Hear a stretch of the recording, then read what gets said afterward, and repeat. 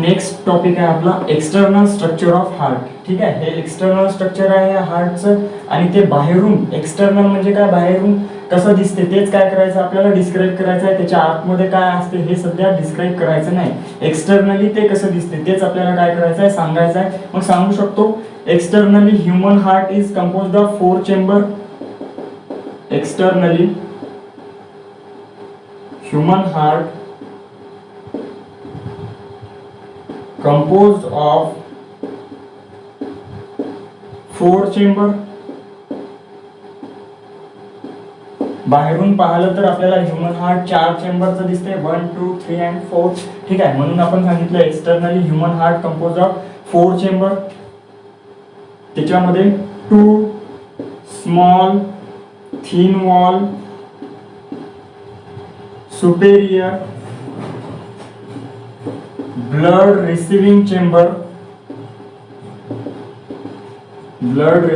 chamber called as atria. ठीक आहे, काय सांगितलं की ह्युमन हार्ट बाहेरून पाहिलं तर 4 चेंबरचं दिसते. त्यामध्ये 2 छोटे वरच्या बाजूला असलेले थिन वॉल वाले आणि ब्लडला रिसीव्ह करणारे चेंबर. ठीक आहे, ब्लडला रिसीव्ह करणारे जे चेंबर असतात त्यांना आपण काय म्हणतो, ॲट्रिया म्हणतो. रिस्पेक्टिव्ह साइडचे ॲट्रिया, सपोज हे राईट साइड आहे तर याला आपण म्हणतो लेफ्ट ॲट्रिया, आणि हे राईट साइडला, ठीक आहे, हे राईट साइडला आहे तर लेफ्ट आणि लेफ्ट साइडला आहे तर राईट ॲट्रिया. ठीक आहे, कारण काय, ते हार्ट आपल्या बॉडीमध्ये अशा प्रकारे ठेवलेला असतं. आता हा माझा झाला लेफ्ट साइड तर लेफ्ट ॲट्रिया आणि हा झाला राईट साइड तर राईट ॲट्रिया. ठीक आहे, हे काढून अशा प्रकारे ठेवलेलं असतं. ठीक आहे, त्यानंतर काय सांगितलं आपण की दोन छोटे थिन वॉल वाले वरच्या बाजूला प्रेझेंट असणारे आणि ब्लडला रिसीव्ह करणारे जे चेंबर असतात त्यांना आपण काय म्हणतो, ॲट्रिया म्हणतो. त्याचबरोबर 2 large thick walled inferior blood distributing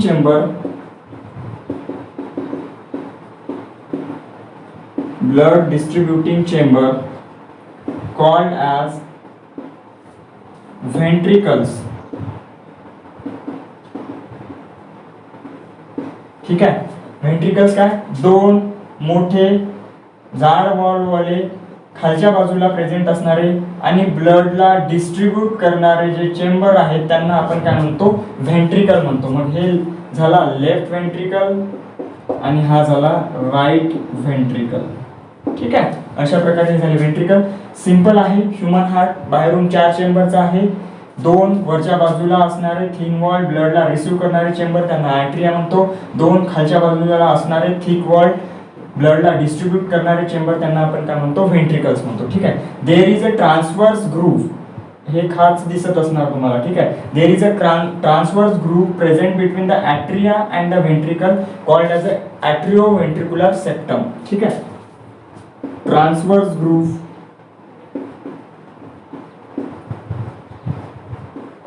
present between atria and ventricle called as atrioventricular groove. ठीक आहे, एक आडवा ग्रूव, आडवी खाच प्रेझेंट आहे ॲट्रिया, 2 ॲट्रिया आणि 2 व्हेंट्रिकलच्या मधात, त्यांना आपण म्हणू शकतो ॲट्रिओव्हेंट्रिक्युलर ग्रूव्ह. ठीक आहे, किंवा याला कोरोनरी सल्कस सुद्धा म्हणतात, कोरोनरी सल्कस. ठीक आहे, कोरोनरी सल्कस सुद्धा म्हणतात त्याला. सोबतच 2 व्हेंट्रिकलच्या मधात सुद्धा काय आहे, एक अशा प्रकारची काय आहे, खाच दिसत आहे आपल्याला, त्याला आपण काय म्हणणार, इंटरव्हेंट्रिक्युलर ग्रूव्ह. 2 व्हेंट्रिकलच्या मधात आहे म्हणून काय म्हटलं, interventricular groove. Interventricular groove present between right and left ventricle. ठीक है. इंटरव्हेंट्रिक्युलर ग्रुप कुठे प्रेझेंट आहे, राईट आणि लेफ्ट व्हेंट्रिकलच्या मधात काय आहे, इंटरव्हेंट्रिक्युलर ग्रुप प्रेझेंट आहे. ठीक आहे. नेक्स्ट आपण सांगू शकतो right atria is larger in size than the left atria. ठीक आहे. राईट ॲट्रियम म्हणू शकतो, सिंगल असेल तर ॲट्रियम, प्लुरल असेल तर ॲट्रिया. ठीक आहे. Right atrium is larger than left atrium. Left atrium पेक्षा राईट ॲट्रियम कसं असते, मोठा असते साइज मध्ये. ठीक आहे. नेक्स्ट आपण सांगू शकतो की coronary artery present between the interventricular groove. ठीक आहे. Coronary artery and vein, coronary vein. ठीक आहे. Coronary artery and coronary vein present between interventricular groove. Interventricular ग्रुपच्या मधात हे कोरोनरी आर्टरी आणि कोरोनरी व्हेन्स काय असते, प्रेझेंट असते. हे दोन्ही रेड कलरने दाखवल्या, त्यामुळे ह्या दोन्ही काय आहे, कोरोनरी आर्टरी आहे. कोरोनरी व्हेन्स मी इथे दाखवलेला नाही. फक्त काय आहे, इंटरव्हेंट्रिक्युलर ग्रुप जो आहे हा वाला, त्यामध्ये कोरोनरी आर्टरी आणि कोरोनरी व्हेन्स काय असतात, प्रेझेंट असतात. पुढे सांगू शकतो coronary artery supply oxygenated blood to heart. ठीक आहे. कोरोनरी आर्टरी, आता हे कोरोनरी आर्टरी आहे जी काय करताय, ऑक्सिजनेटेड ब्लड किंवा ऑक्सिजन काय करताय, ब्लड हार्टला काय करताय, सप्लाय करताय. ठीक आहे. While the coronary veins collect deoxygenated blood. ठीक आहे. Collect deoxygenated blood. Coronary veins join to form coronary sinus. Coronary veins join झाल्याच्या नंतर काय बनते, कोरोनरी सायनस बनते. And this coronary sinus open into the right atria. ठीक आहे. ते कोरोनरी सायनस डीऑक्सिजनेटेड ब्लड घेऊन जाते, कुठे सोडते, राईट ॲट्रियामध्ये. ठीक आहे. डिटेलमध्ये पुढे नेक्स्ट आपण इंटरनल स्ट्रक्चर पाहू, त्याच्यामध्ये आपल्याला पूर्ण समजून जाते. समजलं असेल इथपर्यंत. नेक्स्ट आपण सांगू शकतो the pulmonary trunk arises from the right ventricle and systemic अवॉर्टा.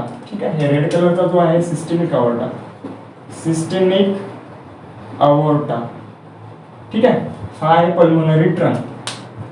पुढे आपण पाहू, ब्ल्यू कलरचा दाखवलेला आहे पल्मोनरी ट्रंक. ठीक आहे. पल्मोनरी ट्रंक कुठून अराइज झालेला आहे, pulmonary trunk arises from the right ventricle and systemic अवॉर्टा.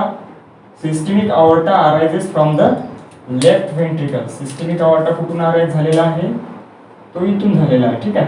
Internal structure मध्ये ते आपल्याला लक्षात येणार, असं तर दिसणार नाही. ठीक आहे. ठीक आहे. काय सांगितलं, pulmonary trunk arises from the right ventricle and systemic aorta arises from the left ventricle. ठीक आहे. अशा प्रकारे काय आहे, systemic aorta supplies blood to the body and pulmonary trunk carry blood up to the lungs. इकडल्या साईडला एक lungs राहणार, इकडल्या साईडला एक लंग्स राहणार. त्या लंग्सकडे हे डिऑक्सिजनेटेड ब्लड जाणार, कशासाठी, ऑक्सिजनेटेड होण्यासाठी. ते आपण पुढे डिटेलमध्ये पाहू. एक्सटर्नल स्ट्रक्चर ऑफ हार्ट हे झालं आपलं. सिंपल आहे. एक्सटर्नली हार्ट हे 4 चेंबर पासून बनलेलं असते. 2 वरचे छोटे वाले ब्लडला रिसिव्ह करणारे जे चेंबर आहे त्यांना आपण ॲट्रिया म्हणतो. 2 खालचे मोठे थिक वॉल वाले ब्लडला डिस्ट्रीब्यूट करणारे जे चेंबर आहे त्यांना आपण व्हेंट्रिकल्स म्हणतो. 2 ॲट्रिया आणि व्हेंट्रिकल्सच्या मधात काय असते, ॲट्रिओव्हेंट्रिक्युलर ग्रुप असते. ठीक आहे. 2 व्हेंट्रिकलच्या मधात काय असते, इंटरव्हेंट्रिक्युलर ग्रुप असते. इंटरव्हेंट्रिक्युलर ग्रुप मध्ये कोरोनरी आर्टरी आणि कोरोनरी व्हेन्स प्रेझेंट असतात. Coronary artery oxygenated blood supply करतात हार्टला. कोरोनरी व्हेन्स डीऑक्सिजनेटेड ब्लड कलेक्ट करतात. नेक्स्ट आपण सांगितलं राईट ॲट्रिया हे मोठा असते लेफ्ट ॲट्रियापेक्षा. पुढे आणखी सांगितलं आपण की पल्मोनरी ट्रंक कुठून निघते, राईट व्हेंट्रिकल मधून, आणि सिस्टेमिक अवॉर्टा कुठून निघते, लेफ्ट व्हेंट्रिकल मधून. हे झालं आपलं external structure of the heart. Next व्हिडिओमध्ये आपण काय करू, इंटरनल स्ट्रक्चर ऑफ हार्ट पाहू आणि त्याच्यानंतर येणारे टॉपिक काय करणार, आपण स्टडी करणार. ठीक आहे. आजच्यासाठी आपण इथेच थांबूया.